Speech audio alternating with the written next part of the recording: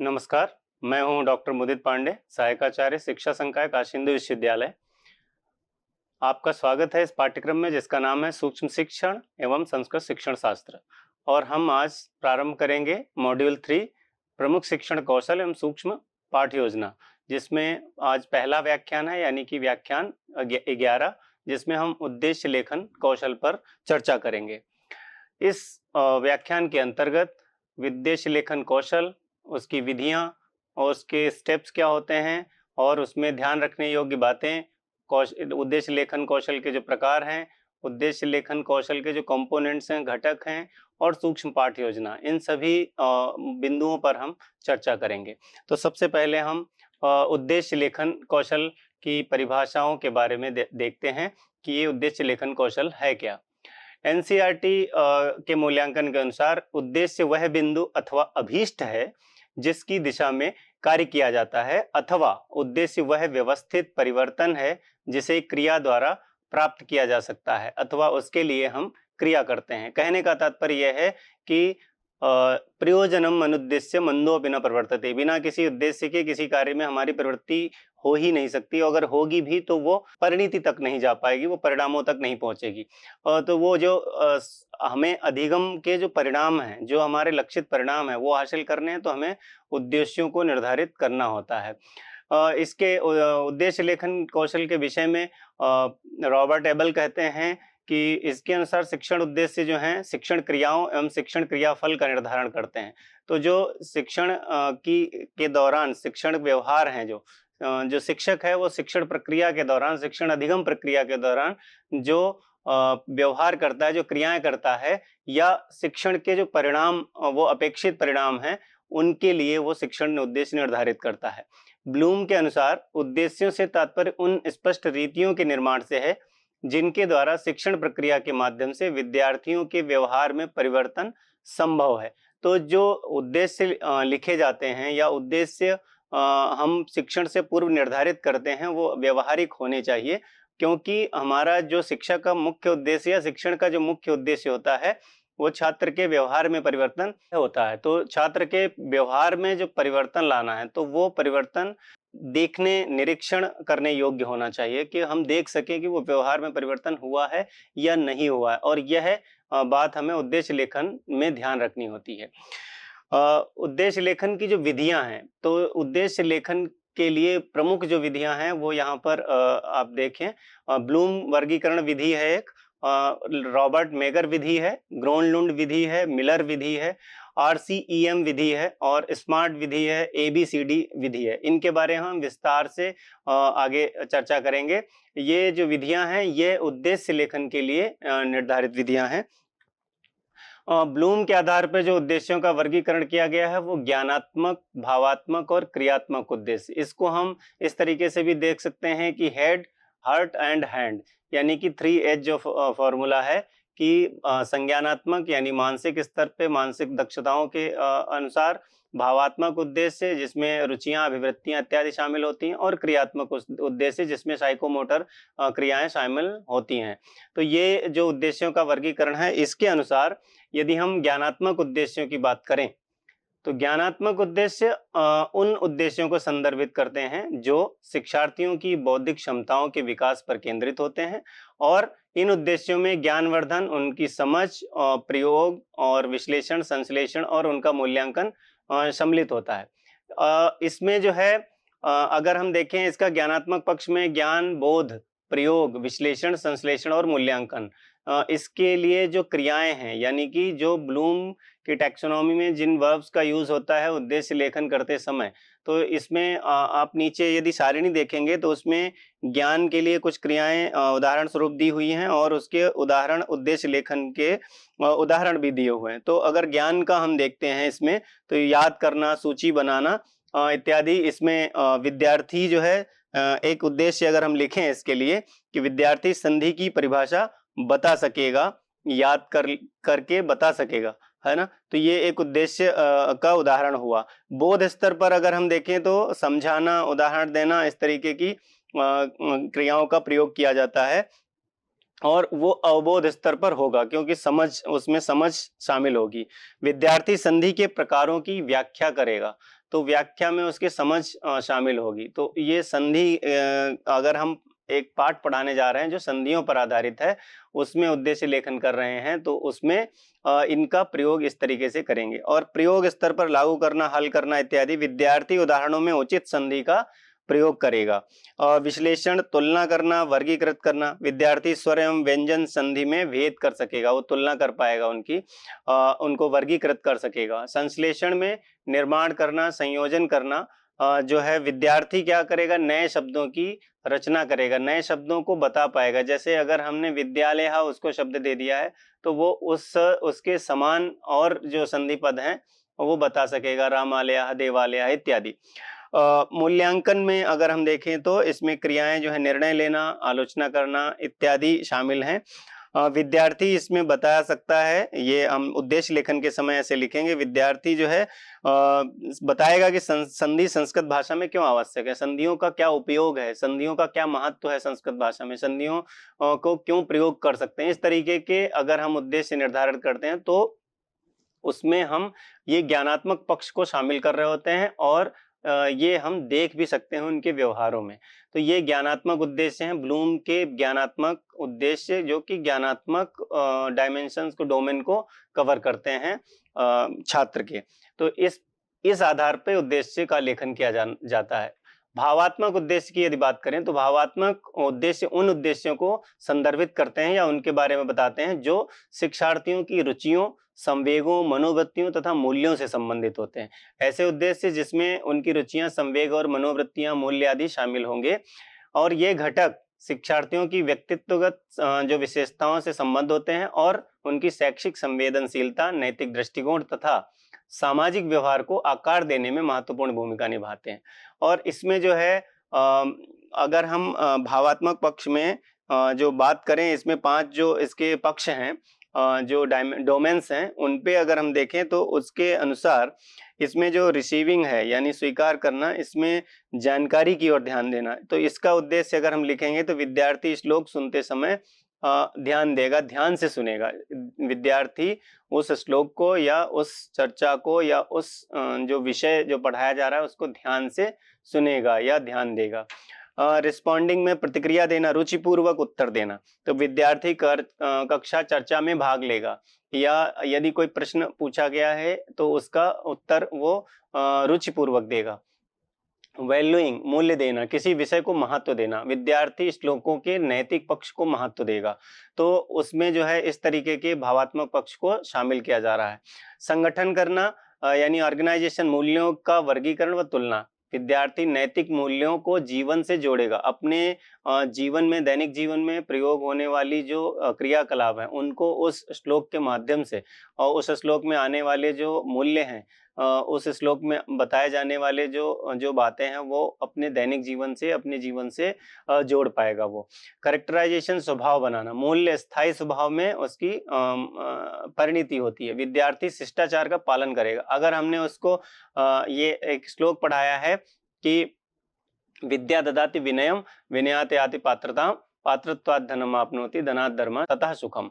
तो जो विद्या ददाति विनयम, ये हमने पढ़ा है कि विद्या जो है, जो पढ़ा लिखा व्यक्ति है, जो सही मायने में जिसने शिक्षा को ग्रहण किया है, उसके जीवन में यदि आचरण है तो वह विनम्र होगा। तो वो विनम्रता अब उसके व्यवहार में आती है फिर। या अगर हम सत्य के ऊपर कोई श्लोक पढ़ाते हैं या सत्संगति के ऊपर कोई श्लोक बता रहे होते हैं, तो उन सभी मूल्यों को वो व्यवहार में शिष्टाचार के रूप में उसके परिलक्षित होते हैं। तो इस तरीके के जो भावात्मक उद्देश्य हैं वो भावात्मक पक्ष को कवर करते हैं। यदि क्रियात्मक उद्देश्यों की बात करें तो क्रियात्मक उद्देश्यों का संबंध विद्यार्थियों को शारीरिक क्रियाओं के प्रशिक्षण तथा कौशल के विकास से होता है।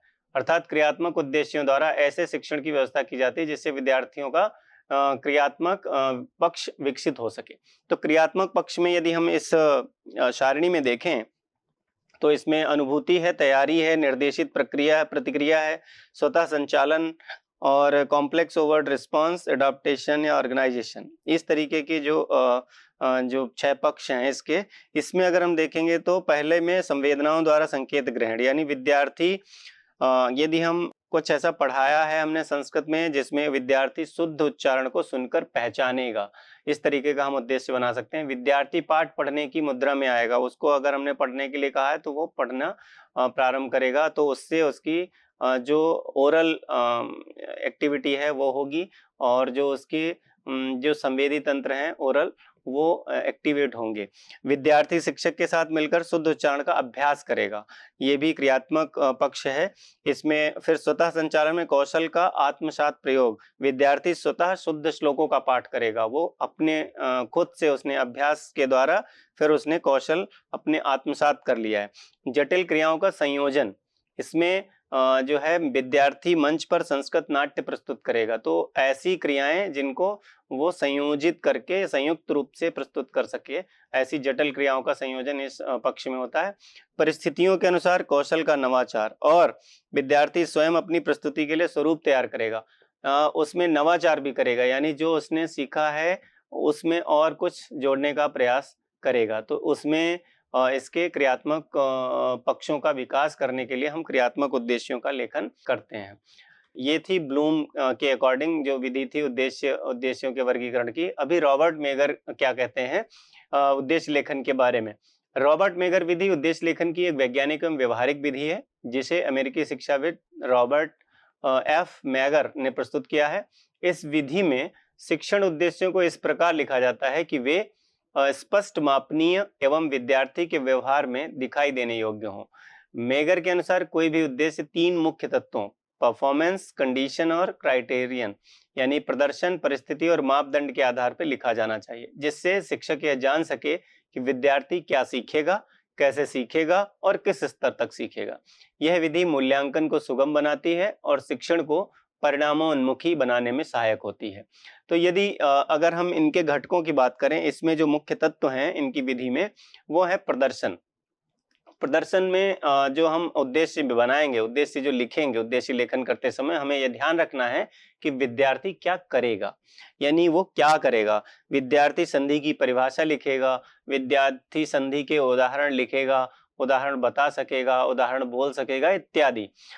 इसी प्रकार कंडीशन, किस स्थिति में करेगा, वहां पर वो परिस्थिति बतानी है कि यदि उदाहरण देकर बिना पुस्तक की सहायता से वो संधि की परिभाषा लिखेगा, उदाहरण देकर वह संधि, दीर्घ संधि को परिभाषित करेगा बिना पुस्तक देखे, तो वो परिस्थिति को बता रहा है वहां पर। तो किस स्थिति में वो व्यवहार करेगा, उसके वो व्यवहार क्या होगा, किस परिस्थिति में होगा और किस सीमा तक होगा, उसका मापदंड क्या है, उसकी लिमिटेशन क्या है, वो किस हद तक उस व्यवहार को शुद्ध करेगा। तो कम से कम 80% शुद्धता के साथ अगर हम ऐसे इसमें उद्देश्य बनाते हैं कि वह विद्यार्थी संधि की परिभाषा लिखेगा और कम से कम 5 प्रश्नों के 5 उदाहरण देगा, दीर्घ संधि के 5 उदाहरण लिखेगा, तो वहां पर जो 5 है उसको हमने लिमिटेशन कर दिया, तो उसमें 5 उदाहरण तो कम से कम वो लिख पाएगा। तो इस तरीके से हम जो है रॉबर्ट मेगर विधि का प्रयोग करके भी उद्देश्यों का लेखन कर सकते हैं शिक्षण के हेतु। शिक्षण के लिए जो उद्देश्य लेखन में अगली विधि जो है वो ग्रोनलुंड विधि है। इस विधि का जो उद्देश्य है वो जो है शिक्षण उद्देश्यों को पहले सामान्य उद्देश्य के रूप में लिखना और उसके बाद विशिष्ट उद्देश्य के रूप में उसको विभाजित किया जाता है। तो इस विधि को अमेरिकी शिक्षाविद नॉर्मन ई ग्रोनलुंड ने प्रस्तुत किया था और यह विधि इस बात पर बल देती है कि शिक्षक पहले यह तय करें कि किस प्रकार के व्यवहार या कौशल विद्यार्थियों में विकसित करना चाहते हैं, फिर उसके अनुरूप व्यवहारात्मक उद्देश्यों को इस प्रकार लिखें कि उन्हें कक्षा में देखा या मापा जा सके, यानी वो व्यवहारिक उद्देश्य हों। यह विधि शिक्षण के उद्देश्यों को योजनाबद्ध, क्रमबद्ध और आकलन योग्य बनाती है।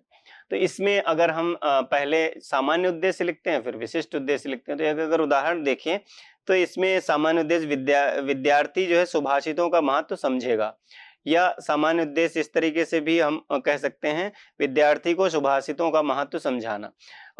तो ये एक सामान्य उद्देश्य हो सकता है। उसका विशिष्ट उद्देश्य होगा विद्यार्थी कम से कम 3 सुभाषितों को अर्थ सहित समझाएगा या 3 सुभाषितों को जो है अर्थ सहित गायन करेगा या कम से कम 3 सुभाषितों का शुद्ध उच्चारण के साथ गायन करेगा। इस तरीके के हम विशिष्ट उद्देश्य यहाँ पर बना सकते हैं। पहले उस सामान्य उद्देश्य और उन्हें जो है क्रमशः विशिष्ट उद्देश्यों में विभाजित करेगा। तो ये इस तरीके के जो है जब उद्देश्य लेखन करते हैं तो हम इस विधि का भी प्रयोग कर सकते हैं। मिलर विधि जो है ये जॉर्ज ई मिलर द्वारा प्रस्तुत ये विधि है और ये जो मनोदैहिक उद्देश्य हैं यानी साइकोमोटर जो ऑब्जेक्टिव्स हैं इनकी योजना और मूल्यांकन हेतु उपयुक्त है। मिलर ने जो कौशल आधारित अधिगम को 4 स्तरों में बांटा है कि नोज यानी सैद्धांतिक ज्ञान, नोज हाउ, सोज हाउ और डज यानी सैद्धांतिक ज्ञान, प्रक्रिया की समझ, प्रदर्शन और वास्तविक स्थिति में कार्य का प्रदर्शन।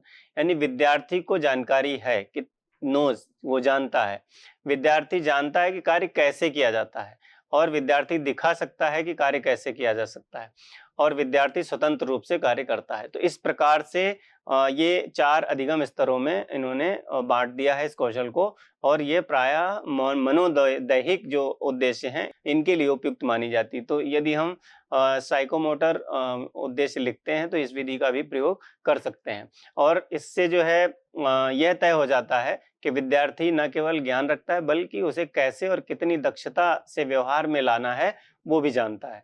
तो ये जो मनोदैहिक उद्देश्य हैं इनके लेखन में हम मिलर विधि का भी प्रयोग कर सकते हैं। RCEM जो मेथड है यानी कि regional college of education Mysore, ये इनके द्वारा जो विकसित ये भारतीय परिप्रेक्ष्य में बनी शिक्षण उद्देश्य लेखन की विधि है। इसमें ब्लूम की टैक्सोनॉमी को भारतीय संदर्भ में सरल बनाने के लिए 17 मानसिक क्रियाएं शामिल की गई हैं और यह विधि मुख्य रूप से ज्ञानात्मक उद्देश्यों पर केंद्रित है। तो जैसे हम ब्लूम की टैक्सोनॉमी में देखे थे ज्ञानात्मक उद्देश्यों में ज्ञान, बोध, अनुप्रयोग, विश्लेषण और संश्लेषण और मूल्यांकन, उसी के अंतर्गत इन्होंने 17 जो मानसिक क्रियाएं हैं उनको इसमें शामिल कर दिया है। जैसे अगर हम ज्ञान के ये सारणी जो बनी हुई है इसमें अगर हम देखते हैं तो ज्ञान के स्तर पर रिकॉग्नाइज और रिकॉल यानी पहचान, याद करना, इनको इन्होंने शामिल किया है। बोध के लिए इन्होंने ट्रांसलेट, इंटरप्रेट या एक्स्ट्रापोलेट या जैसे रूपांतरित करना, व्याख्या करना, अनुमान लगाना इत्यादि को इसमें शामिल किया है मानसिक क्रियाओं को। तो अनुप्रयोग के अंतर्गत अप्लाई और सेलेक्ट इन्होंने इसमें 2 को शामिल किया है, प्रयोग करना और उपयुक्त चयन करना। विश्लेषण के अंतर्गत classify, compare, differentiate, analyse, organise इनको शामिल किया है। वर्गीकृत करना, तुलना करना, अंतर करना, विश्लेषण करना और संगठन करना इत्यादि को शामिल किया है। संश्लेषण में अगर हम देखें तो यहाँ पर जनरलाइज और रिकंस्ट्रक्ट यानी सामान्यीकरण करना और पुनर्गठन करना इनको शामिल किया है। और मूल्यांकन जो पक्ष है, मूल्यांकन जो ये लेवल है, इसमें इवेलुएट, जज और इन्फर यानी कि उसमें मूल्यांकन करना, निर्णय लेना और निष्कर्ष निकालना, इन 17 मानसिक क्रियाओं को इसमें शामिल किया गया है। तो इसके आधार पर भी भारतीय परिप्रेक्ष्य में हम उद्देश्य लेखन कर सकते हैं अपने शिक्षण से पूर्व।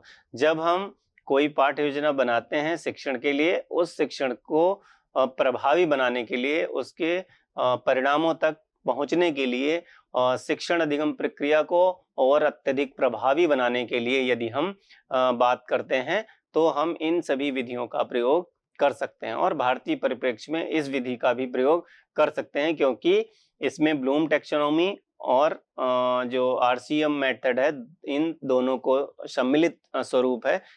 अतः इसका हम प्रयोग इसमें कर सकते हैं। यदि हम स्मार्ट विधि की बात करें तो इसमें शिक्षण उद्देश्यों को स्पष्ट, मापनीय, व्यवहारिक बनाने की एवं आधुनिक जो ये विधि है वो आधुनिक और प्रभावशाली विधि है। उनको व्यवहारिक बनाना, मापनीय और स्पष्ट बनाने के लिए। और यह विधि शिक्षा, प्रबंधन, प्रशिक्षण और मूल्यांकन जैसे विभिन्न क्षेत्रों में प्रयुक्त होती है। स्मार्ट का अर्थ 5 विशेष गुणों से है जो किसी भी उद्देश्य को प्रभावी बनाते हैं और वो 5 विशेष गुण क्या हैं? स्पेसिफिक यानी S, M से मेजरेबल यानी मापनीय, A से अचीवेबल यानी प्राप्त करने योग्य और R से रिलेवेंट यानी सुसंगत और टी से टाइम बाउंड यानी समयबद्ध। तो ये जो तालिका यहाँ पर दी हुई है इसमें जो 5 विशेष गुण दिए हुए हैं, ये जो 5 इसके तत्व दिए हुए हैं, इसी को संक्षेप में स्मार्ट ऐसा बोला है कि SMART यानी specific, measurable, achievable, relevant and time bound.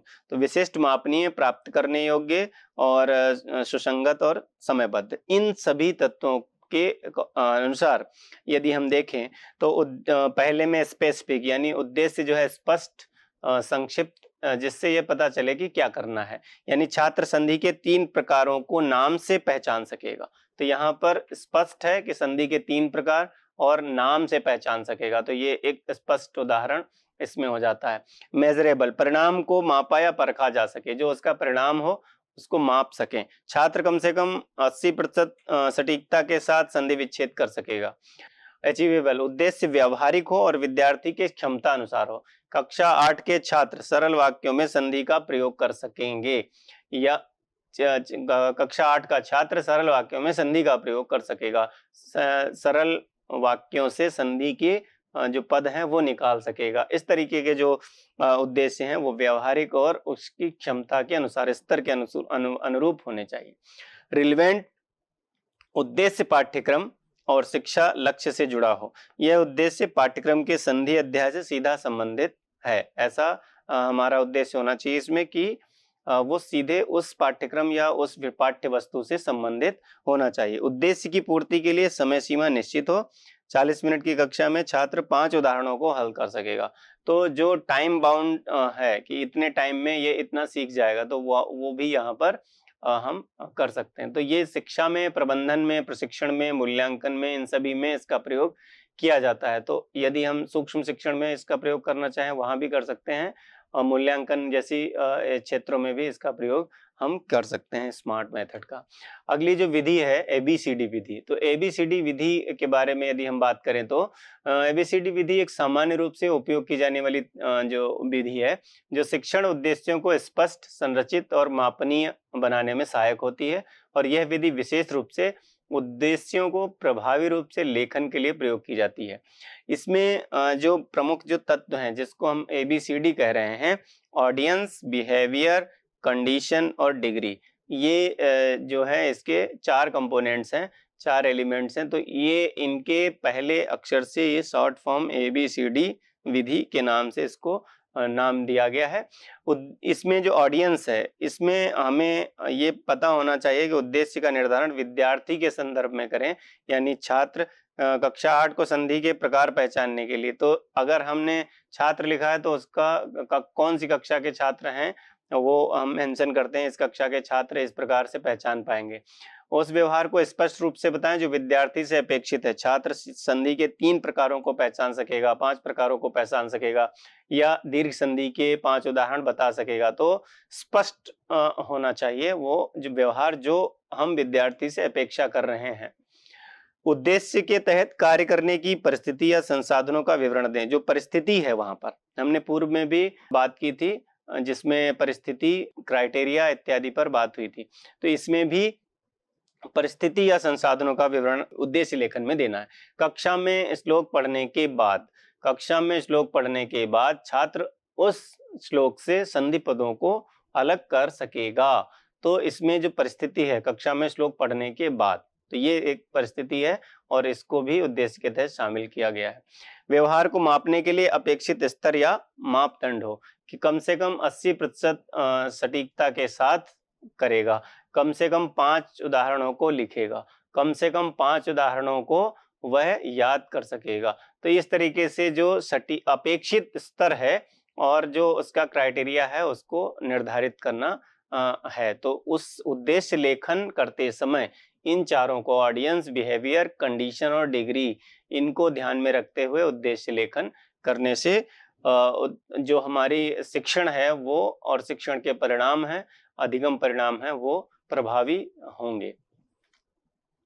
उद्देश्य लेखन के पद क्या हैं, यानी कि हम उनको किन स्टेप्स में लिखते हैं। तो सबसे पहले पाठ या विषय का चयन, उद्देश्य स्तर का निर्धारण, यानी कि आप जो है जनरल ऑब्जेक्टिव्स लिख रहे हैं और स्पेसिफिक ऑब्जेक्टिव्स लिख रहे हैं यानी सामान्य उद्देश्य और विशिष्ट उद्देश्य। जो सामान्य उद्देश्य हैं वो दीर्घकालिक और व्यापक होते हैं और विशिष्ट उद्देश्य व्यावहारिक, मापनीय एवं पाठ पर आधारित होते हैं।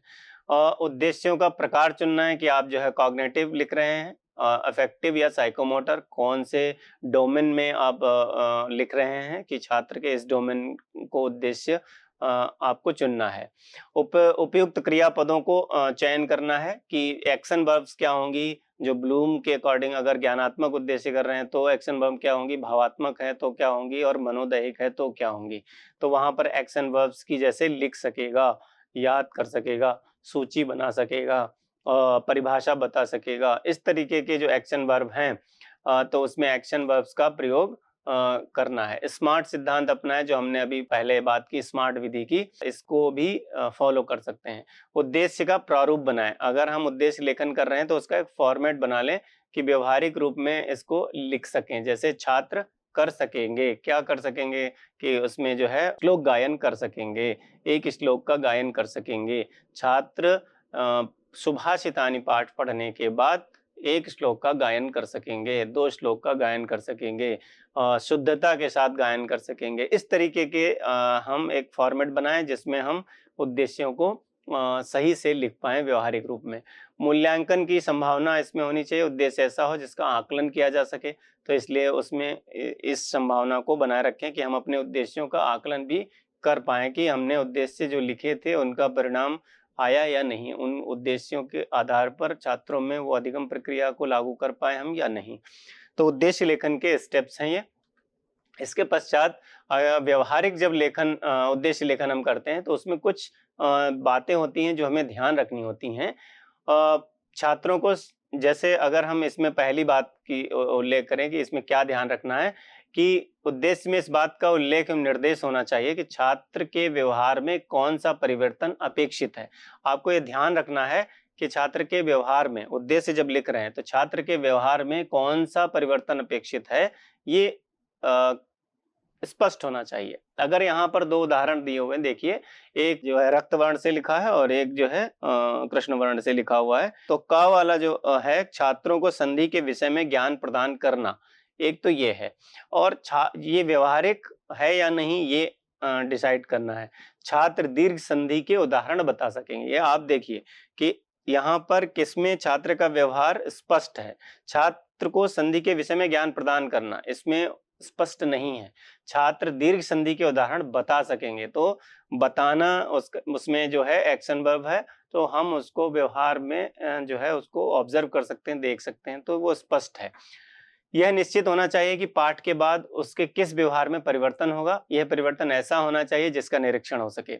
छात्र जो है संधि के विषय में जान जाएंगे या फिर छात्रों को संधि के विषय में ज्ञान कराना, इस तरीके के जो उद्देश्य हैं उनका निरीक्षण हो सकता है क्या। तो छात्र दीर्घ संधि के विच्छेद कर सकेंगे। अब विच्छेद करते हुए हम उनको ऑब्जर्व कर सकते हैं कि वो कर सकेंगे, ऐसा इसमें एक्शन वर्ब है। शैक्षिक परिस्थितियों में जिनमें उपरोक्त अपेक्षित व्यवहार होना है वे भी निश्चित होने चाहिए। यानी यहाँ पर कौन सा व्यवहार होना है और उस व्यवहार में क्या परिवर्तन होना है जिसका निरीक्षण हो सके, और उस पर किस परिस्थिति में होना है। संधियों के नियम व अभ्यास करने के बाद छात्र दीर्घ संधि के विच्छेद कर सकेंगे। तो दीर्घ संधि में जो संधि पद है उनका विच्छेद कर पाएंगे उनके नियम का अभ्यास करने के बाद। तो ये एक परिस्थिति यहाँ पर दी हुई है। अपेक्षित व्यवहार क्या होगा या उसकी न्यूनतम सीमा क्या होगी, यह बात भी उद्देश्य लेखन में स्पष्ट होनी चाहिए। जैसे हमने पूर्व में बात किया है विविध विधियों के अंतर्गत, वैसा ही यहाँ पर है कि वो स्पष्ट होना चाहिए कि न्यूनतम सीमा क्या है, एक लिमिटेशन क्या है, उसकी मापदंड क्या है। छात्र श्लोक गायन वैसे ही कर सकेंगे जैसे शिक्षक ने किया है। तो ये गुणात्मक कथन है। और इसमें जो है परिमाणात्मक जो कथन होगा, छात्र 2 श्लोकों का गायन करेगा। तो वहां पर परिमाण है, वहां पर मात्रा है कि मात्रात्मक हो गया कि ये जो है 2 श्लोकों का गायन कर सकेगा छात्र। तो ये जो उद्देश्य है इसमें लिमिटेशन है। क्या लिमिटेशन है ये आपको एक बार देखना है उद्देश्य लेखन करते समय। उद्देश्य लेखन कौशल के जो प्रकार हैं उन प्रकारों पर अगर हम देखें तो 2 प्रकार के हैं, सामान्य उद्देश्य और विशिष्ट उद्देश्य। सामान्य उद्देश्य किसी कक्षा में पढ़ाए जाने वाले विषय के होते हैं जो निश्चित हैं, और विशिष्ट उद्देश्य पाठ को पढ़ाने के उद्देश्य हैं और इसमें जो है पाठ के अनुसार हम वो विशिष्ट उद्देश्य बनाते हैं और जो है इन इन उद्देश्यों को प्राप्त करने का यह अर्थ है कि छात्रों के व्यवहार में परिवर्तन लाना, जो हम अपेक्षित व्यवहार चाहते हैं वो इसमें परिवर्तन लाना, ये इसका उद्देश्य है और इसलिए ये उद्देश्य व्यवहारिक रूप में लिखे जाते हैं। जैसे यहाँ पर दो उदाहरण दिए हुए हैं। छात्र दीर्घ संधि के उदाहरण बता सकेंगे, ये व्यवहारिक है क्योंकि बता सकेंगे, बताना वहां पर एक एक्शन वर्ब है। छात्र दीर्घ संधि को समझते हैं, ये अव्यवहारिक है क्योंकि इसका हम ऑब्जर्वेशन नहीं कर सकते हैं, क्योंकि समझते हैं कि नहीं समझते हैं ये हम नहीं जान सकते। जब तक एक्शन वर्ब के द्वारा हम नहीं लिखेंगे तब तक हम उसको ऑब्जर्व नहीं कर सकते हैं, मापन नहीं कर सकते हैं। उसमें बहुत सारी परिस्थितियों का, व्यवहार का, बहुत सारी चीजों का ध्यान रखना है आपको लेखन करते समय। तो व्यवहारिक उद्देश्यों का लेखन करते समय आपको ये ध्यान रखना है। उद्देश्य लेखन कौशल के जो घटक हैं यानी कंपोनेंट्स हैं, उसमें क्या है, उद्देश्यों को छात्र संबंधी व्यवहार परक बनाना और उद्देश्यों को निरीक्षण योग्य व्यवहार के रूप में व्यक्त करना, व्यवहार किस परिस्थिति में होगा इसका स्पष्ट संकेत करना, छात्रों के कार्य का न्यूनतम स्तर निर्धारित करना, विषय वस्तु के साथ उद्देश्यों का सार्थक संबंध बनाना। तो इस तरीके के जो ये कंपोनेंट्स हैं, इन हम इन कंपोनेंट्स को, इन तत्वों घटकों को ध्यान कर उद्देश्य लेंगे तो वो उद्देश्य लेखन हमारे तक परिणामों में परिलक्षित होंगे। इस जो है जो योजना है, अगर हम देखें करते समय माइक्रोलेशन प्लान बना और उसमें प्लान बनाते लेते हैं तो वो हम कैसे देखेंगे। एक बार हम देखते हैं लेशन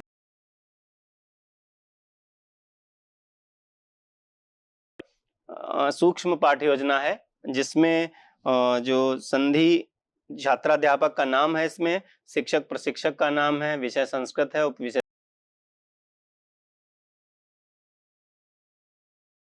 है, समय 6 मिनट है, कक्षा 8 है, दिनांक इसमें मेंशन कर सकते हैं और किस सूक्ष्म शिक्षण कौशल का अभ्यास कर रहे हैं उसको भी इसमें सामान्य उद्देश्य आप देखें। छात्रों में संधि की मूल अवधारणा की समझ विकसित करना, छात्रों को संधि के विभिन्न प्रकारों की छात्रों में शब्दों को जोड़ने व विभाजित करने की विश्लेषणात्मक क्षमता का विकास करना, संस्कृत भाषा में संधि के ध्वन्यात्मक में बताना और छात्रों को संधि के प्रयोग से नवीन शब्दों वाक्यों के निर्माण हेतु प्रेरित करना। तो इस तरीके के हम विशिष्ट जो उद्देश्य हैं उनको हम जो है इसमें देखें कि जो ब्लूम छात्र संधि की परिभाषा, उसके प्रकारों को याद कर सकेंगे। छात्र प्रत्येक संधि के नियम और उदाहरणों को कंठस्थ के स्तर पर छात्र संधि बनने की प्रक्रिया को अपने शब्दों में समझा सकेंगे। छात्र विविध संधि प्रकारों में अंतर स्पष्ट कर सकेंगे। शब्दों में संधि नियमों का प्रयोग करके उन्हें सही प्रकार से जोड़ सकेंगे और छात्र संस्कृत वाक्यों में प्रयुक्त संधि की पहचान कर सकेंगे। विश्लेषण की कौन सी संधि का प्रयोग हुआ है और छात्र विभिन्न उदाहरणों में संधि नियमों के प्रयोग में समानता और भिन्नता का विश्लेषण कर सकेंगे। तो ये विश्लेषण स्तर पर मूल्यांकन में, इसमें मूल्यांकन स्तर पर छात्र संधि के सही अथवा गलत प्रयोगों का मूल्यांकन कर सकेंगे। छात्र संधि नियमों की उपयुक्तता को स्तर पर छात्र जो है वो स्वयं नए शब्दों को, वाक्यांशों का निर्माण कर सकेंगे, उस आधारित अभ्यास प्रश्न या लघु कथाएं तैयार कर सकेंगे। यदि हम सुभाषित उद्देश्य और विशिष्ट उद्देश्य देखें तो छात्रों में सुभाषितों के प्रति रुचि, श्रद्धा, नैतिक मूल्यों की समझ, भाव गंभीरता का अनुभव कराना, छात्रों को सुभाषितों के माध्यम से जीवनोपयोगी शिक्षाओं से अवगत कराना, छात्रों को छात्रों में आत्मचिंतन, विवेक एवं सामाजिक उत्तरदायित्व की भावना का विकास करना। तो ये सामान्य उद्देश्य हैं, व्यापक होते हैं।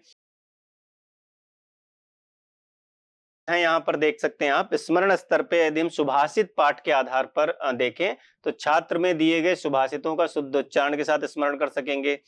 छात्र सुभाषितों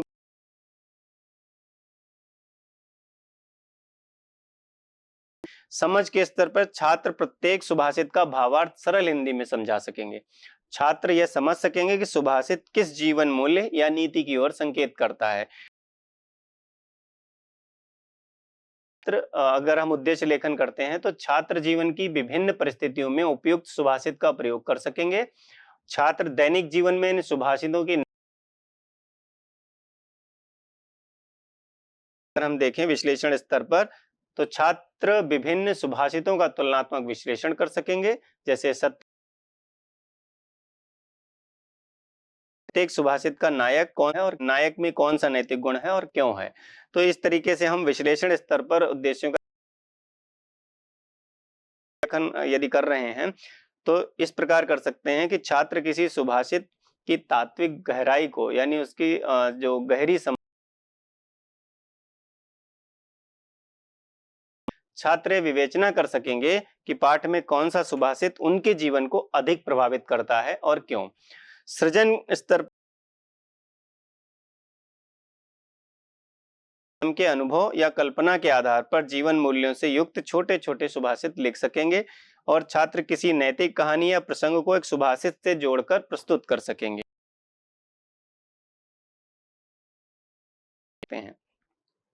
यदि हम इसमें संधि के आधार पर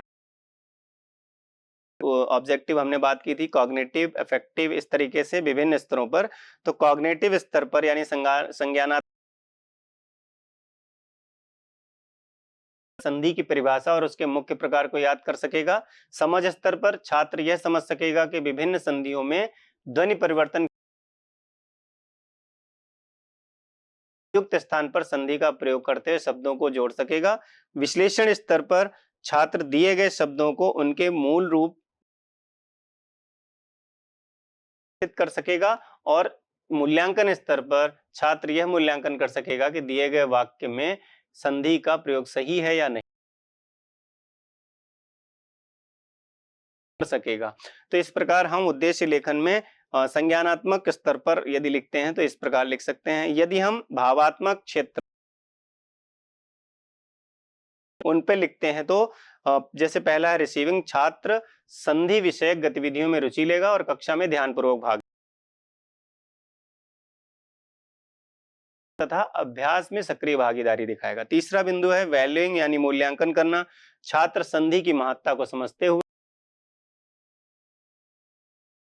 और छात्र व्याकरण के अन्य विषयों के साथ संधि की तुलना और भाषा ज्ञान का संगठन करेगा और इसे अभ्यास का हिस्सा बनाएगा। तो इस प्रकार ये हम भावात्मक क्षेत्र में भी उद्देश्यों का लेखन कर सकते हैं। में अगर हम देखें प्रथम बिंदु में लिमिटेशन यानी छात्र शिक्षक द्वारा बताए गए संधियुक्त शब्दों का उच्चारण दोहरा सकेगा, ये लिमिटेशन है। से संधि जोड़ सकेगा, ये इसका क्रियात्मक पक्ष में ये उद्देश्य लेखन है। छात्र त्रुटि रहित रूप से संधि विग्रह एवं संधि योजना स्पष्टता से लिख और बोल सकेगा।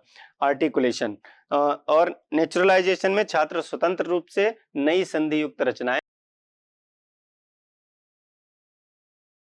करते हुए इसमें उद्देश्यों का लेखन कर सकते हैं। सूक्ष्म पाठ्य योजना बनाने में जब हम उद्देश्य लेखन करते हैं तो उद्देश्य लेखन की विविध विधियां हैं, उनका प्रयोग हम उद्देश्य लेखन करते हैं। जो सुझाव दिए गए उनके अनुसार उद्देश्य लेखन कर सकते हैं और जो उद्देश्य हम एक्शन प्लान बनाते हैं तो उद्देश्य जो स्पेसिफिक जो विशिष्ट उद्देश्य हैं उनको हम किस क्षेत्र में भावात्मक या फिर क्रियात्मक या संज्ञानात्मक, तो जिस क्षेत्र से संबंधित हैं और उसमें स्पष्टता, मापनीयता इत्यादि गुणों को ध्यान में रखते हुए हमको उद्देश्य लेखन करना चाहिए।